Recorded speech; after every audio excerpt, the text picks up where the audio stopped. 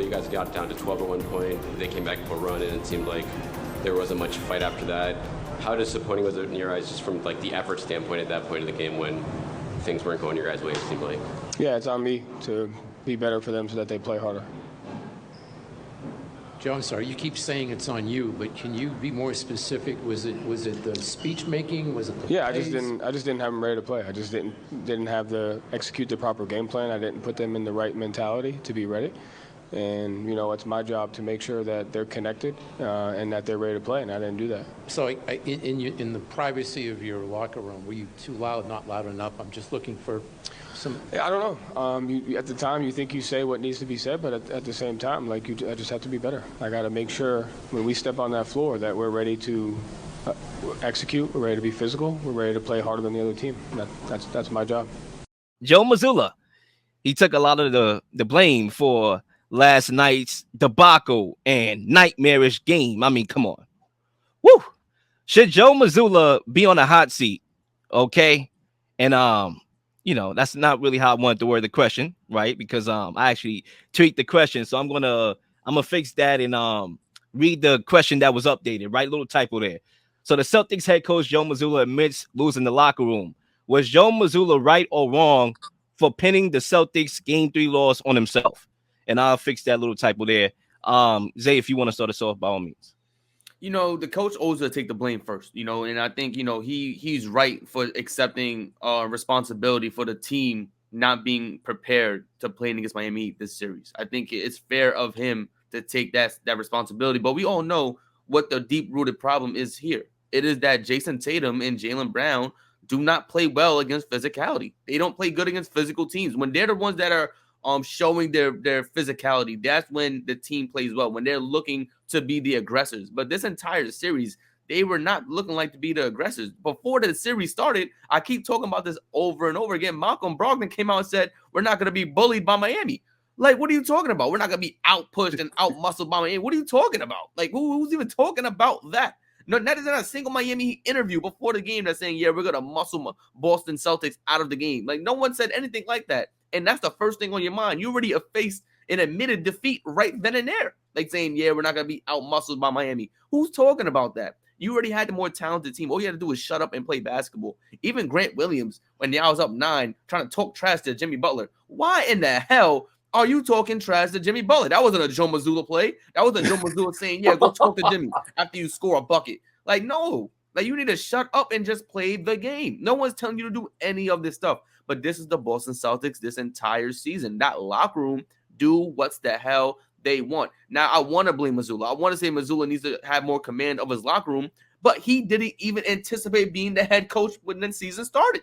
He wasn't to be the guy. They put him at 34 years old, the head coach of the Boston Celtics team. Now, a guy who hasn't had coaching experience until he was D2 in college. Like, that's not something that he's prepared to do. He wasn't locked in. He didn't have years of assistant coaching experience and coaching stars and knowing how to work a locker room. So this is like firsthand experience for him. Him and Darvin Ham. You know, I want to like bunch them in here real quick before I move on. You know, that both of them are first-year head coaches. You know, nobody anticipated them being like these top echelon coaches of their conference, respected conference. You know, right now, Darvin Ham in the West, he's doing what he can. Joe Mazzulla in the East, he's doing what he can, but it's not enough. You know, and that's when the experience plays a factor. That's when experience and knowing how to work with your guys, knowing how to work a locker room really bodes well. And I think, no, Joe Mazzulla, he took a first step in being a head coach. You got to take your bruises. You have to. Every head coach had to. Spoelstra had to. He has to. You know, these are situations where you become a better coach. Now, of course, I believe, you know, he was right in the sense of taking the blame because that's what a coach has to do. You're getting blown up by 30 points. There's nothing else you can say. Like, you lost the locker room. And I'm glad that he voiced it and he said it publicly. So it's not like a rumor. It's not like something that gets put out after the series or right after the game. He said it publicly. Yeah, I lost the locker room. I didn't get the guys prepared. I need to be better and I will be better. And that's the only things you can say, you know, and you got to hope the actions follow the words. But right now, yeah, he had to take the blame because losing by 30, losing 2 games at home against the 8th seed, against the Miami Heat team that's not better than you talent-wise, you had to take the blame. Yeah, I agree with that, man. You have to take the blame. I mean, you can't say Tatum did it, Jaylen Brown did it. Like, no, well, you a coach gonna say that? Nah. But I think a lot of the issues do reside with Joe Mazzulla. And it's not Joe Mazzulla's fault. He took the job. He's not going to say no. I think that's a, trickle down effect from Brad Stevens. He was the one that moved up to a different role, and he could have came down when Ime got fired and said, you know what, I'll take over the role as being a coach. He didn't want to do so. And knowing that you have an interim coach with no experience who's literally learning the job on the fly with a team with championship aspirations, I mean, everything should have been problematic from the start. But I think for me, when you talk about coaching, a lot of people underestimate coaching. Coaching is very important. Those are the guys that's calling the shots. That's the directors. These players, Tatum and Brown, they're the actors, right? Who's writing a movie? You could have a good actor, but if the script ain't right, then the movie is trash. And Denzel Washington or Michael B. Jordan or whoever y'all like, Will Smith, can't save it. And I think that's what's happening here. And I think when you talk about Boston and last year's Boston compared to this year's Boston, they had an identity, especially on defense. Their defense first mentality was their identity. It wasn't just shooting, threes and looking cute and trying to out dribble and get to the rat. Now it was switch on defense. That was the scheme that Ime Udoka installed. That was the reason why they were 25-25 and went on a tear and almost won the daggone finals, because they were switching. They were locking up Kevin Durant and Kyrie Irving. I've seen it. Right now, they don't have that same attention to detail here on the defensive side of the ball. And peep this. I got a stat here, right? Because they're letting Miami shoot 52% from the field, 48% from three. Last year, in the same series, at the same point, Miami shot 45% from the field and 34% from three. Okay, this is without Tyler Hero. This year that I'm talking about. Tyler Hero was on that team last year, and he shot worse from the field and from three last year. That's Boston's defense in a nutshell. And yes, Joe Mazzulla is part of that because, he's inexperienced, so it's really not his fault. But yes, he's to blame for it, but it's also Brad Stevens' fault. So it's management as well. So I'm going to leave us there. Listen, man, Joe must go. It's as simple as that. Joe, go. Get out of here. No disrespect to this cat. We saw it throughout the duration of the playoffs. He didn't look that great against Atlanta. Okay, let's be fair and clear, right? He didn't look that great against Philly. I saw inconsistencies in that series.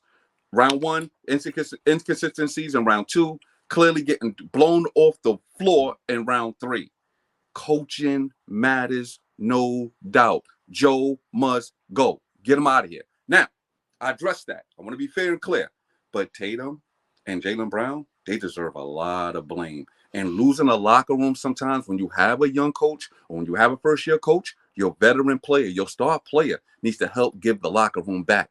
That's what great leaders on the floor do, right? So if this was a first-year coach and he was coaching a great leader, he would give that power back to the coach. Listen, guys, X, Y, and Z, we're going to follow this game plan, or help the coach in some capacity. These ain't great leaders that we watching on Boston. They not. I've been telling y'all that. They already got the dynamics all wrong. Jason Tatum is not a number one.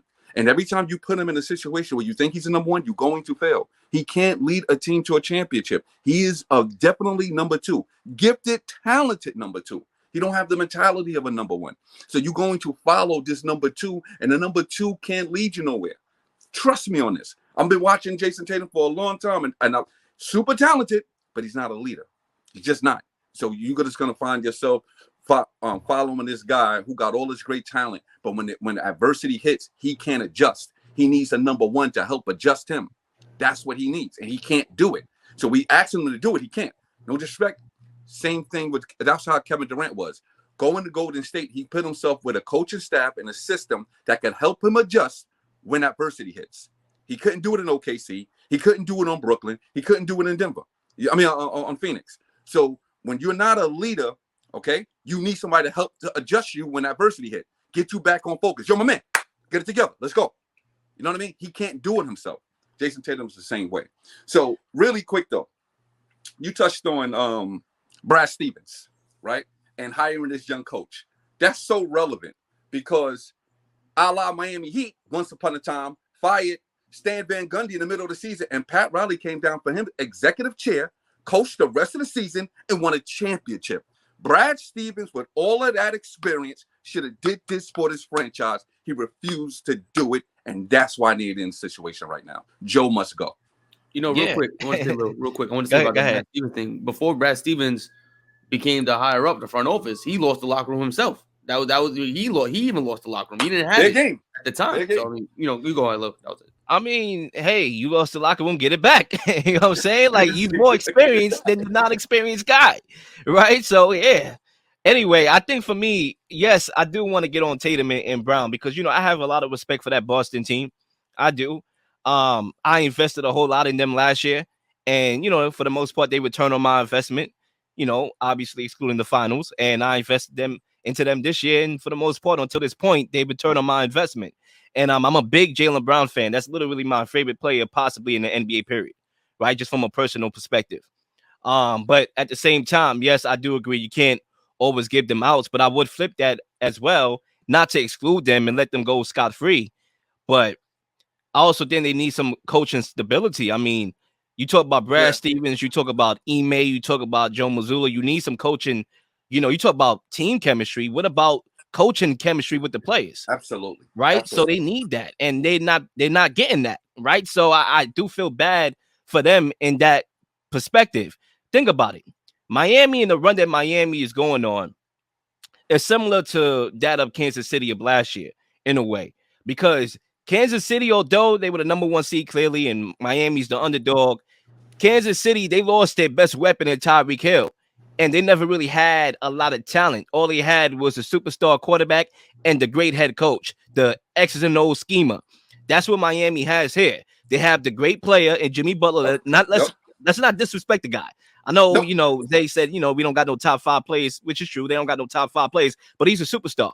And in the playoffs, there's no other guy that you rather have on your team than Jimmy Butler in the playoffs, right? Yeah. So you have that guy. You have Eric Spoelstra, who's the key tactician, right? Who knows how to take away what you do best, send them zones at you and clog the paint. That's what he's doing with Tatum. Like, they're literally throwing bodies at Tatum and Brown, and that's something that the Celtics were doing last year in their own right with Ime Udoka. They're not doing that this year.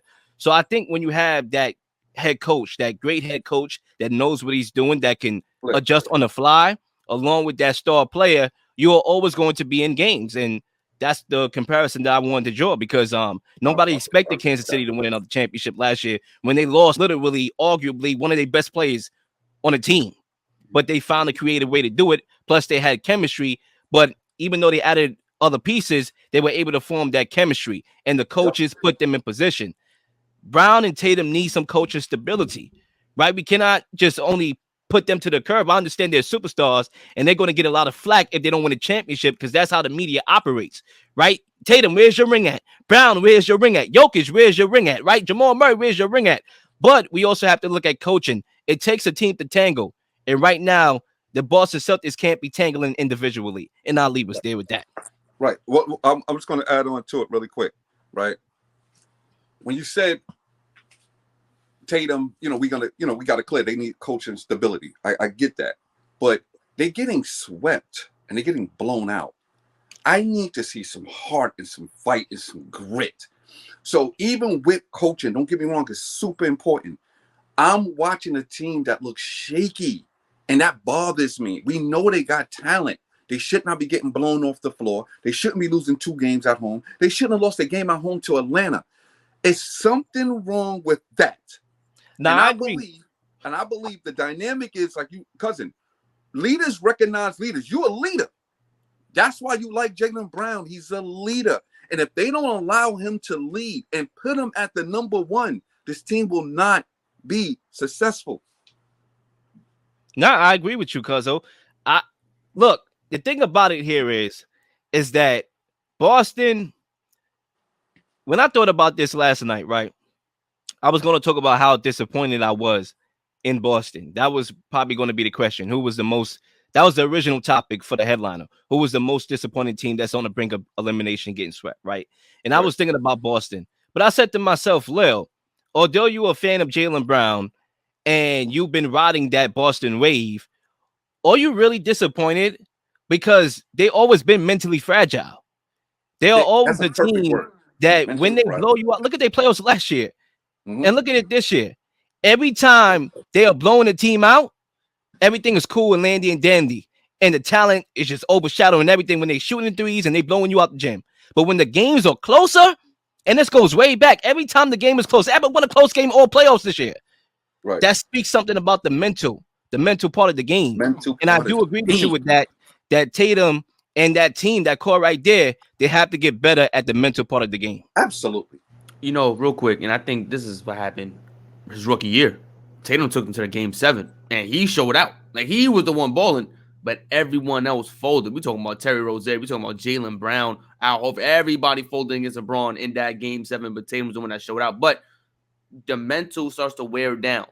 The fatigue starts to kick in as a young star, and every time the close games happen, they lose. Every time when it's time for him to get the ball, or it's time for the team to show up when he's getting doubled, they don't show up.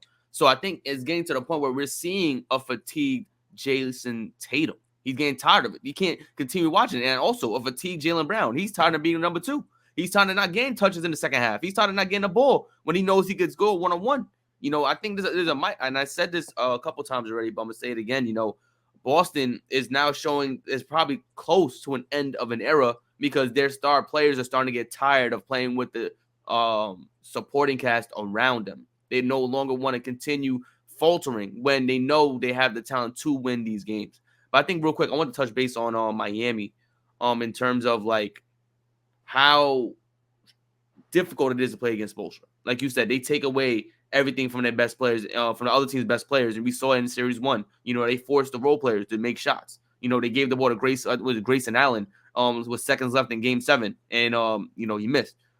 Game 5. Sorry, not Game 7, Game 5. Series 2, the Knicks, they forced the other guys to make shots. Obi Toppin, Quentin Grimes, Emmanuel Quickly. Those are the guys that had to make their shots, and they were willing to live or die by it. Didn't make them. Now Series 3, Grant Williams, Michael Brogdon, Marcus Smart, Al Horford, make your shots. If you're not making them, we're going to take you to the deep end, and you're not going to be able to survive because Brown and Tatum are going to be eliminated from this series.